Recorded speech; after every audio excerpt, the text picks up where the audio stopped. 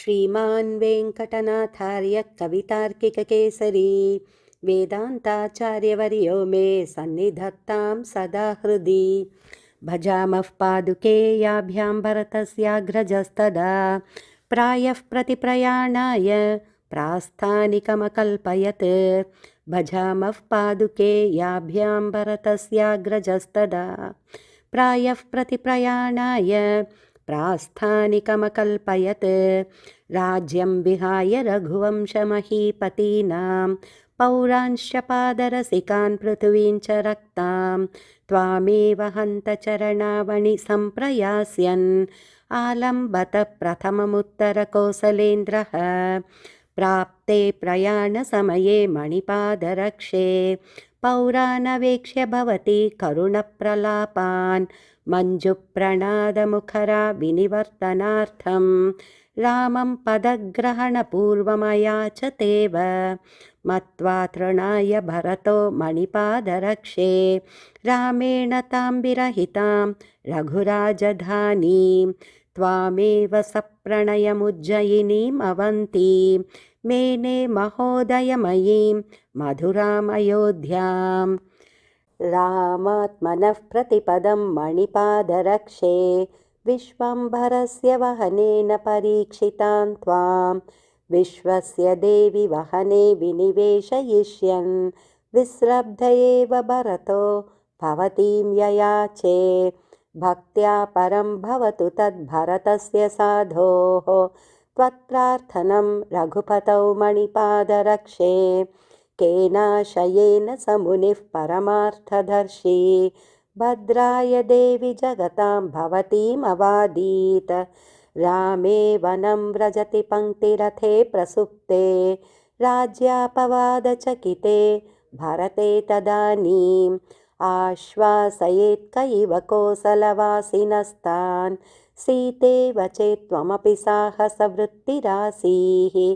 पादावनिप्रभवतो जगतान्त्रयाणां रामादपि त्वमधिका नियतं प्रभावात्। नो चेत् कथन्नु भरतस्य तमेव लिप्सोः प्रत्यायनं परिपणं भवती भवित्री। मन्ये नियुज्य भवतीं मणिपादरक्षे पार्ष्णिग्रहस्य भरतस्य निवारणार्थं रत्नाकरं सपदि गोष्पदयन् विजिज्ञे रामः क्षणेन रजनीचरराजधानीं पादावनिप्रभुतरान् अपराधवर्गान् सोढुं क्षमा त्वमसि मूर्तिमतीक्षमैव।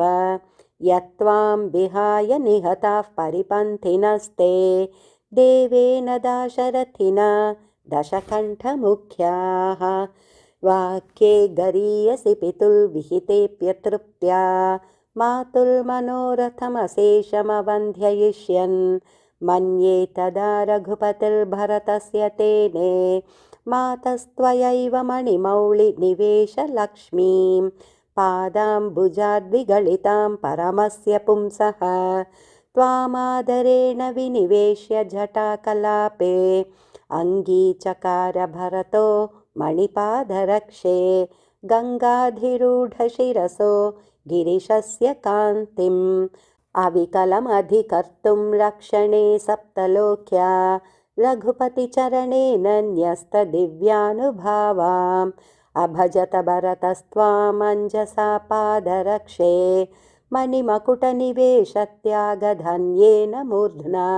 इयमविकलयोगक्षेमसिद्ध्यै प्रजानाम् अलमिति भरतेन प्रार्थितामादरेण। रघुपतिरधिरोहन्नभ्यषिञ्चत् स्वयं त्वां चरणनखमणीनां चन्द्रिकानिर्झरेण। प्रणयिनि पदपद्मे गाढमाश्लिष्यति त्वां विधिसुतकथितं तद्वैभवन्ते विदन्तः। अनुदिनमृषयस्त्वामर्चयन्त्यज्ञगारे रघुपतिपदरक्षे रामगिर्याश्रमस्थाः। नियतमधिरुरोह त्वामनाधेयशक्तिं निजचरणसरोजे शक्तिमाधातु कामः।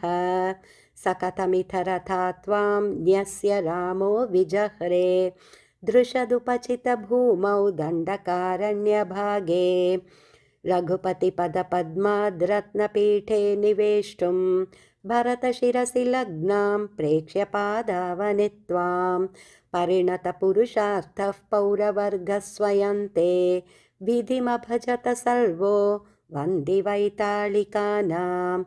अनन्यराजन्यनिदेशनिष्ठां चकार पृथिवीं चतुरर्णवान्तां भ्रातुर्ययासोर्भरतस्तदा त्वां मूर्ध्ना वहन्मूर्तिमतीम् इवाज्ञां यद्भ्रात्रे भरताय रङ्गपतिना रामत्वमातस्थुषा नित्योपास्य निजाङ्घ्रिनिष्क्रियतया निश्चित्य विश्राणितं योगक्षेमवहं समस्तजगतां यद्गीयते योगिभिः पादत्राणमिदं मितं पचकताम् अन्नाय मे निन्नुतां भरतस्येव ममापि प्रशमितविश्वापवाददुर्जाता शेषेव शिरसि नित्यं विहरतु रघुवीरपादुके भवति भरतस्येव ममापि प्रशमितविश्वापवाददुर्जाता शेषेव शिरसि नित्यं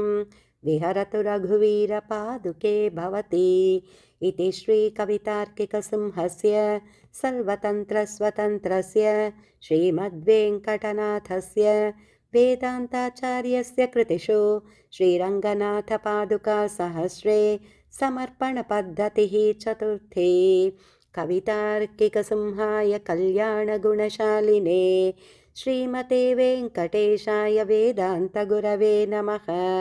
श्रीमते रामानुजाय नमः। श्रीमते निगमान्तमहादेशिकाय नमः। अस्मद्गुरुभ्यो नमः।